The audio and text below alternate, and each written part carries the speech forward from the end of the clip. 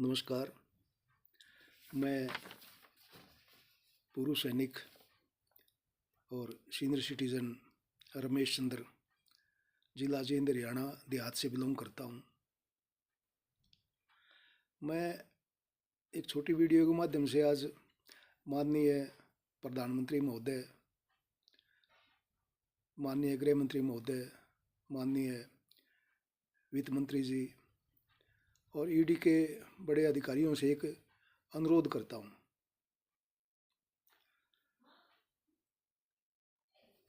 हर इंसान को एक अच्छे अवसर की तलाश होती है, तो उसमें मैं भी शामिल था। मेरे जैसे लाखों लोगों ने प्रधानमंत्री महोदय के एक संबोधन, जो एक बिजनेस समिट से शायद उन्होंने संबोधन किया था कि data is new oil and data is new gold, मैं उससे बड़ा प्रभावित होया और मेरे को ये लगा कि डाटा इस देश का भविष्य है। यानी डाटा सेंटर एक लगातार चलने वाली प्रक्रिया है। इस देश में बड़ी भागीदारी हो सकती है। और मैंने 2022 में व्यू नाउ में अपनी थोड़ी थोड़ी बचत करके डाटा एसेट्स बाय किया था। सब कुछ ठीक चल रहा था। पिछले 6 साल से ठीक टाइम से रेंट आ रहा था। तो अचानक लास्ट ईयर 2024 अक्टूबर में ईडी ने कार्रवाई किया और हमारा रेंट रोक दिया गया।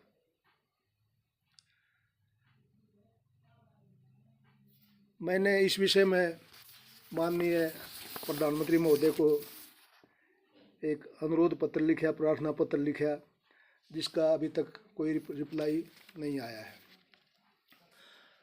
महोदय, 2022 में हिमाचल प्रदेश, उस टाइम पर वहाँ पर बीजेपी की सरकार होती थी। उत्तर प्रदेश, गोवा, एमपी, इन सब सरकारों के साथ व्यू नाउ के एमओयू हो रहे थे और हमें लगा कि देश की तरक्की में अपनी जो थोड़ी थोड़ी बचत करके हम भी अपनी भागीदारी डाल सकते हैं। उससे देश की तरक्की में हम भागीदार होंगे और हमारा काम, हमारे भी घर ठीक से चलेगा।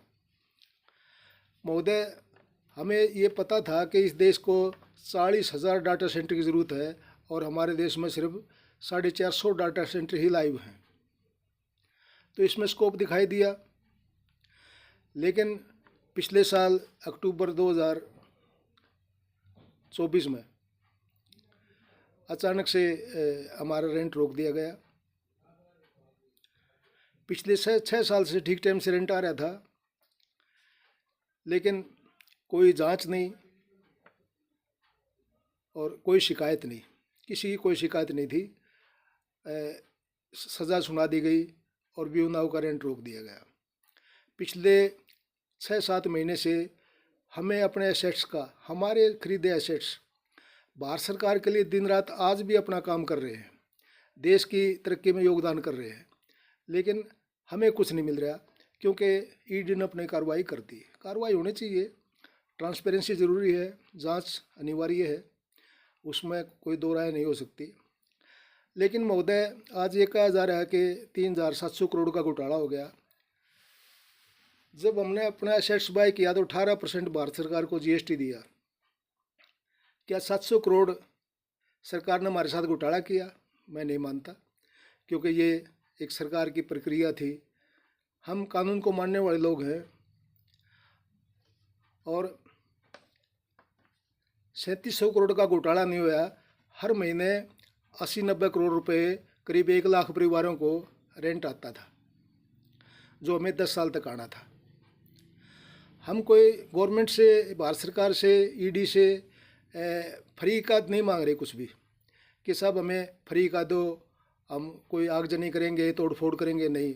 हम तो अपना अधिकार है, जो हमने पैसा लगाया है, जो हमने एसेट्स बाय किया है, उसी का रेंट मांग रहे हैं।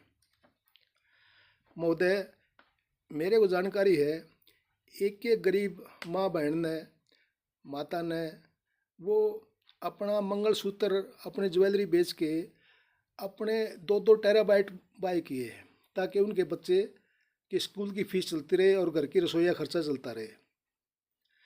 जिसके बहुत से, जैसे मैं आर्मी से रिटायर्ड था, मैंने अपनी बचत करके एसेट्स बाय किया।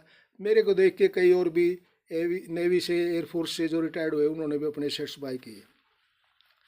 महोदय, आज हमें जबकि 6 महीने से कोई रेंट नहीं आ रहा है, ईडी अधिकारियों द्वारा समन भेज के जलंधर बुलाया जाता है और पूरे दिन वहाँ पर बैठा के रखा जाता है और ये पूछा जाता है कि ये पैसा कहाँ से आया, आपने बहुत बड़ा घोटाला कर दिया है।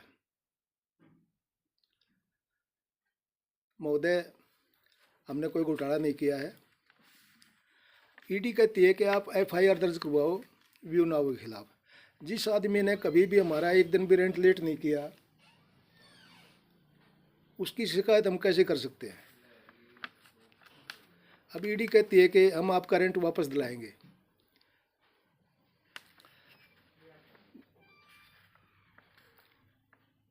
महोदय,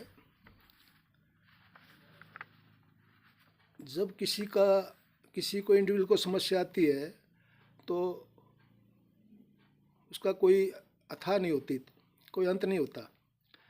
अब इस आर्थिक परेशानी से परेशान होके मैंने सुना है कि हमारे 2-3 साथियों ने सुसाइड किया है। कल 300 कर्जे किसी ईडी अधिकारी का या किसी का कोई नुकसान नहीं होता।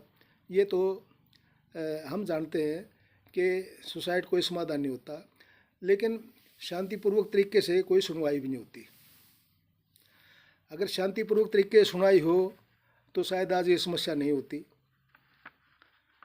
हमें पता है कि कानून की प्रक्रिया सालों साल चलती है, बड़ी जटिल होती है, ये इतना आसान नहीं होता। और किसी को फंसाने में 2 मिनट लगती है।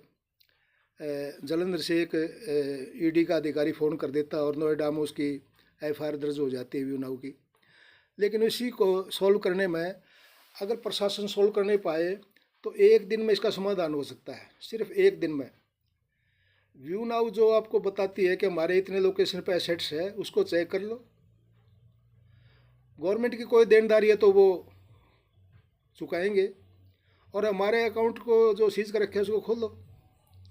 बड़ा छोटा काम है, लेकिन क्या है कि सरकारी प्रक्रिया बहुत घूम के लंबी चौड़ी और बड़ा समय लग रहा है।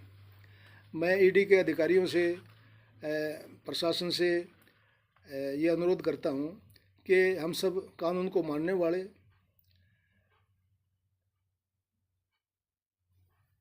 रेस्पेक्ट देने वाले लोग हैं, नाजायज़ परेशान नहीं किया जाए। हम उनमें से नहीं है कि तोड़ फोड़ कर दी, घेराव कर दिया, जैसे कि हम टीवी में देख रहे हैं, पता नहीं। तो मैं यही अनुरोध करता हूँ आखिर में कि प्रशासन इसके ऊपर एक्शन ले और सुनवाई हो।